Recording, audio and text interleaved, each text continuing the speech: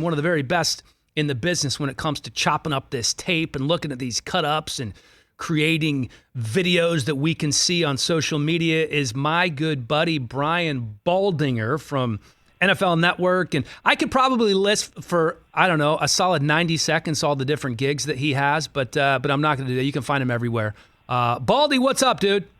What's up, Dan? Good to hear your voice, man. Good to be with you, buddy. You too, brother. I have been watching some of your stuff leading up to the draft on NFL Network. And, of course, you got podcasts and YouTube and Audacy. You're on radio shows all over the place. Let me ask you this. In terms of the most polarizing player in the draft at this point, is it fair to say that's Mac Jones?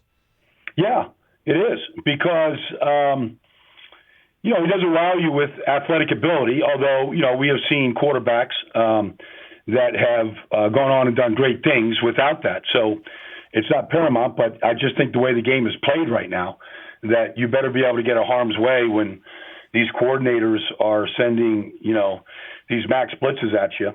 And all they want to do is just get the ball out of your hands as quickly as possible before you just get slaughtered. So I would say so. I mean, if he goes with the third pick to San Francisco, where I believe it's going to happen, I mean, that fan base is, they're not, they're going to erupt. There's going to be a backlash the way it was for Donovan McNabb in Philadelphia in 1999, I believe.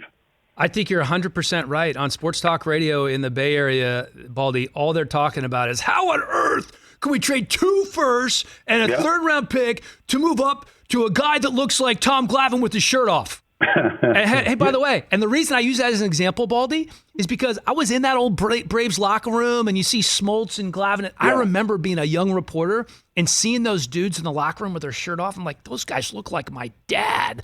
I mean, they're not athletic at all. They're Hall of Famers. I mean, right? If you can spin it, you can spin it. And why does it matter what Mac Jones looks like with his shirt off? Who cares? Yeah, I mean, look, the first time I saw Peyton Manning in the locker room, I thought, who has the key to a sunken chest? But nobody's going to argue with what Peyton Manning did, in his career. So it doesn't go hand in hand. We have all seen players that that look the part and can't play. So that really has nothing to do with it.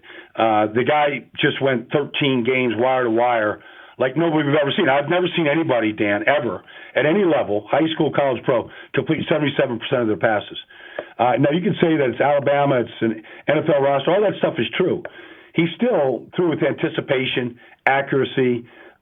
They still blitzed him.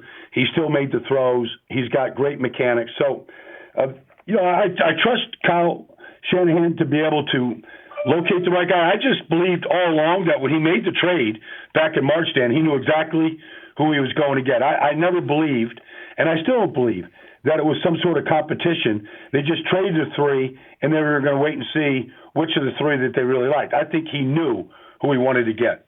No, 100%. And that 77% completion percentage is astronomical. I mean, it's nobody's ever done that in college football, to your point. But I will say this. There are 2 others that have completed over 75% of their passes. One is Joe Burrow, and the other is Colt McCoy, right? So you kind of have a mixed bag there in terms of what that means on the next level. And the other concern, you mentioned it, he has 4 receivers that will have gone in the top 15 picks when it's all said and done. I don't know that anybody's ever had that kind of talent to throw to. So certainly that makes guys look a little better, Baldy. But if you're Kyle, and I'm the same way. I trust Kyle. I've known him for a long time since he was in Washington. There's nobody better in the business when it comes to picking quarterbacks, in my mind, than Kyle Shanahan. But if you're there, based on what you've seen in the tape study that you've looked at, are you taking Mac Jones at 3? I wouldn't. I mean, I thought that Justin Fields is the second best quarterback in this draft. And, if you looked at Ohio State against Clemson in the semifinals this year, and I know you did, I mean, Justin Fields outplayed Trevor Lawrence. I mean, you can't get a better game than what Justin Fields did against Clemson. But then, people will pick up, a Northwestern game and where he wasn't very good. But then I'll show you a Nebraska game where the ball hit the ground one time the whole day. I just think Justin Fields is supremely talented. And I just think that it's just the beginning for any of these guys. There still has to be another step. And so the next step, to me, for Justin Fields is just to do it on a very consistent basis. But you're not going to find a more talented player in this draft than Justin Fields. So I'm not arguing with Kyle. He can put whoever he wants into his offense. And he has that right. John Lynch said it the other day. It's up to Kyle. It's his decision. It should be his decision. Right. He's going to coach him every day. But to me, Justin Fields is the runaway player to be the second best quarterback in this draft. So when we talk about best player in the draft, regardless of position, the names that continuously comes up is Kyle Pitts.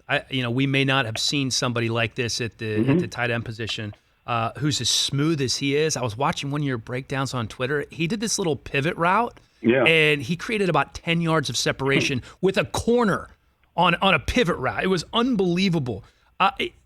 Who is a comp, if you can think of anybody from the past or currently is playing for Kyle Pitts? Is there one? I mean, you might have to go back to like Kyle Winslow, or just Kellen Winslow. Sure. Back with the Chargers. I mean, a player that is a true flex tight end, but can run like nobody else's business right now. I mean, he's Travis Kelce, but with he's just bigger, faster, and more athletic. But that's who he reminds you of. And let's face it, most offenses that are really good right now have some level of flex tight end that they can just move around, match up. I mean, Patrick Surtain couldn't stay in front of him. J.C. Horn couldn't stay in front of him in the SEC. He could either run by you or low post you or, separate from you on a pivot route like you described. I mean, really, there's no position that you could put him in. It's just really up to the creative genius of whatever coordinator you have right now. Darren Waller has become that guy, but even Darren Waller can't run routes. And he was a wide receiver coming out of Georgia Tech, but even Darren Waller can't run routes right now the way Kyle Pitts can. Yet he's catching 100 passes right now in the NFL. But that's what Kyle Pitts is going to do. He's going to have a chance to catch 100 passes or more every year, and 10, 12, 15 touchdown passes because 50-50 balls, red zone, jump balls, balls on the top of the rim. I mean, he's going to win a lot of those matchups right there. So if you're Arthur Smith, you're a first-time head coach, you're in Atlanta, it's a football town.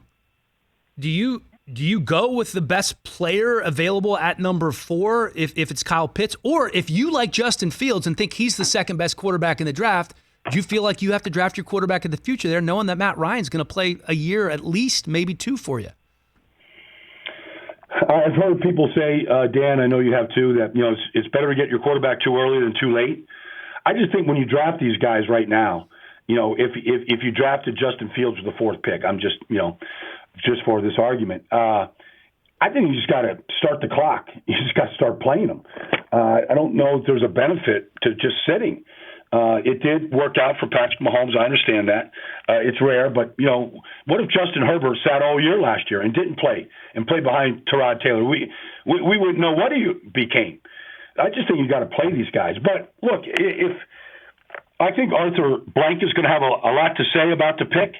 I know there's a new general manager in town, new head coach, but Arthur Blank wants to put fans inside the Mercedes-Benz Dome in Atlanta. If he thinks Justin Fields can help him do that, then I think that might be a good, smart pick. But if you believe that Matt Ryan's got 3 good years left in him right now, Dan, go get Kyle Pitts along with Julio Jones and Calvin Ridley and Hayden Hurst, and go put a dynamic offense on the field and go score 30 points a game. And, fans will show up on Sundays in Atlanta. Yeah, that's kind of where I am right now, Baldy. I just try to look at it as if I were Arthur Smith and I'm trying to win football games. And the last thing I want to do is start a rookie quarterback and win 5 or 6 games my first year. That just scares the life out of me because all of a sudden you're on the clock, right, as a head coach. All right, so I'm agreeing with you there. Micah Parsons, best defensive player in this draft, is that no doubt? Dan Hellie, by the way, talking to Brian Baldinger from NFL Network and SiriusXM and YouTube and Sky Sports. There's a long laundry list of places you can find Baldy. Is Micah Parsons the best defensive player in this draft, Baldy? If I thought, Dan, that he was going to be Devin White, I'd say yes, because he's got similar talent to Devin White, but I just don't think that Micah Parsons, especially after sitting out this year, is Devin White right now. And Devin White changes the game in Tampa. He did all year long, and he's the consummate pro. He can do anything. He can go out in the slot and go cover Devontae Adams in Green Bay. I mean, there's nothing he can't do. I don't know that Micah Parsons can do that. If you turn on the Cotton Bowl in his last final collegiate game, you think, okay, he can. But I just don't see him hitting the way Devin White hits people and impacts the game like that. So he has the talent to be that guy. I just am not convinced he's Devin White yet. I was going to save this question for Brian Billick, who's coming up a little bit later in the show, since he was in these draft rooms and they're drafting guys. But I think I can ask both of you, because it's going to be a huge issue in this draft in terms of the players who did sit out. Penei Sewell sat out as well, the top offensive lineman. You got Micah Parsons, who I think is the best defensive player, or one of the top 2 or 3 in this draft for sure. How much do you look at that as a general manager, as a head coach, if there are 2 guys on your draft board who are 100% equal, and it's not a position of need, let's say, but you're going to draft the best player, one guy sat out, one guy didn't? What do you do? I don't know what the answer to that is, because I think it's just up to the individual and where you're at in the draft. But I know this, Dan, the NFL can only take what the college game gives you. If Micah Parsons is the most talented defensive player in this draft, then you're going to draft his talent. It's unfortunate that he didn't play. He had a lot of players, Rashawn Slater. There's a bunch of guys that had that chance to play this year, and they opted not. Ambry Thomas from Michigan. I mean, there's a bunch of guys that did not play. And I don't know anybody that gets better by not playing. So, and you might go backwards if you didn't play and you didn't compete and you weren't on the field, 7, 8, 9, 10, 13 games like they did at Alabama this year. So I think it's going to be a factor in this draft, Dan. Yeah, I think it's going to be a huge factor. Just think about the guys. There's 2 quarterbacks, right? We don't have to look back far. Right? Zach Wilson this year, who wasn't on anybody's draft board prior to the season starting. It was in a 3-way battle to be the starting quarterback at BYU. And then Joe Burrow, who was a 6th or 7th round pick, and after a tremendous season, he's the number 1 overall pick, right? Imagine if they hadn't played that year. I don't know. I think it's fascinating. You played in the league for 11 or 12 years. Is it the type of thing where it takes you half a season to get into game shape and remember what you were doing, or does it not take that long? No, look, I mean, I think getting into football shape is a challenge for everybody now, because, teams aren't going into their facilities. They're not working out, with their teams. I mean, they may be going to these exercise, facilities to go train, but it's not football movements. It's not what you would be doing, at all these different facilities right now. So I think that's a question and a problem for a lot of players. I think it's led to a great deal of injuries to star players a year ago. I think we're going to see a similar thing this year, Dan. I don't have the science to back up that comment, but that's what I believe. And so I think it's a factor. And if you haven't hit anybody since the Cotton Bowl, if you're Micah Parsons, and you haven't hit anybody since the Cotton Bowl against Memphis, I don't know how long it takes when you've been away from the game for over 18 months before you start, laying wood on people and, getting your eyes back in the right place and learning a defense and learning the pro game and learning formations and, pre-snap shifts and motions and everything that you see at the NFL level. I mean, it's completely different. So it may take some of these guys quite a while to adjust. It normally does anyways. I want to get back to the quarterbacks for a minute, because you saying that you feel like Justin Fields is the second best player in the draft seems to be against the consensus right now. Zach Wilson likely going to be the Jets' number 2 overall pick. What is it about Fields that you like more than Zach? I like the way he's built. I think he's more sturdy. He's played through injury. We saw that against Clemson last year. Didn't miss a beat. I thought the fact that, he came out with this medical condition, last week, Dan, and, he's overcome that. That's, anytime somebody would say that you suffer from epilepsy, that'd be a roadblock, that'd be an obstacle, and he's overcome that, whether it's through medication, mental toughness, all that stuff. He's overcome that. It hadn't knocked him down as a player. He's started every game. I like the way that he can just his arm strength is just, I think, not Zach Wilson doesn't have it. He's got an electric arm. You can see it in every game. I just think Justin Fields just built better. He's faster, he's bigger, he's stronger. He's shown that he can just run through Big Ten type tackles and championship level game tackles, and without any problem. And I just think that that's a factor in the NFL when guys, a lot bigger, stronger, and faster than you are going to hit you. So do you have Zach as your number 3 then? Yeah, I had Zach at number 3 all along, especially after, watching a bunch of games this year with him. He's got, the problem, Dan, is with all these quarterbacks is Patrick Mahomes has ruined it for everybody. Yeah. Because 4 years ago, who wasn't an analyst at our network, whether it was Daniel Jeremiah or Mike Mayock, there wasn't a guy out there that said he needed mechanics, he needed work. He's got to, you can't play playground football and be successful. And that's all he's done. And now all these guys want to emulate him. And so now you look at those throws that Zach Wilson can make and go, oh, that's what Patrick Mahomes does every week. Can he do that, the way Mahomes has done it? And, these guys, their pro days are trying to make Mahomes-type throws that we see every week, and he's kind of ruined it for all these guys. It's almost like Steph Curry in basketball, isn't it? Everybody wants to emulate Steph Curry now in terms of shooting the long ball, and now all these off-platform throws are what we're enamored with as fans, right? The no-look stuff. That's a great point. No, but in fact, I don't even – maybe you remember better, Dan. Your memory is probably better. But I don't remember anybody saying with quarterbacks off-platform. Like, I don't remember that being a buzzword the way it is now. Right.